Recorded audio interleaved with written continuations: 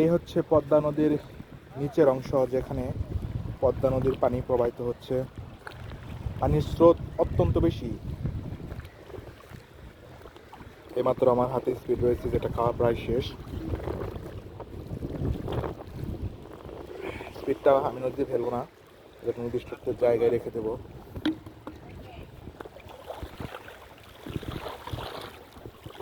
মেঘলা আকাশটা দেখতে চমৎকার লাগছে। আমার সামনে মামুন ভাই যে ভিডিও করতে ব্যস্ত, নতুন পাঞ্জাবি পরে।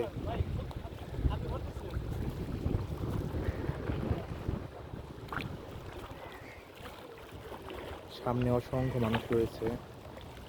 এটা হচ্ছে টি বাঁধের অংশ। সামনে নাকি একটা সাপ দেখতে পেয়েছে রাসেল ভাইপার। তো এখন আমি সেখানে যাব, দেখা যাক সেখানে কোনো সাপ দেখতে পারি কিনা।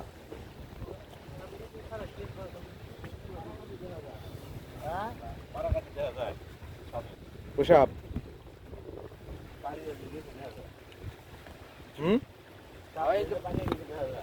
সাপে কি পাওয়া আছে? মনে হয় ব্যবস্থা নাকি প্রথম থেকে এইটুকু নয়, বিশ্বাস করে সত্যি একবার এই যে আমি আমার